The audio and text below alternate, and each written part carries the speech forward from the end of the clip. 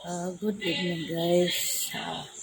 Ngayong gabi, nag-video ako kasi instead kakain ako ng kanin, baka quaker oats na lang kasi masakit ipin ko.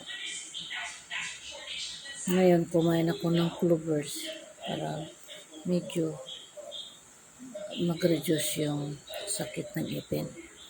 Kaya nito, inano ko yung mag-ano ko ng malamig na dito sa mukha ko para mawala yung medyo sakit ng ipin. Ayan. Ito guys, inano ko kasi siguro quaker oats na lang kainin ko. Para hindi ako nguya dito. Mahirap basta ipin ang karaban. Ano ba yan? So, let's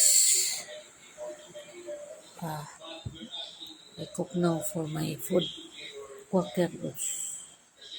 And then, I make this video to upload that sakit ang ipin ko para maka-upload ako nitong araw na to dahil hindi ako naka-upload ng kasi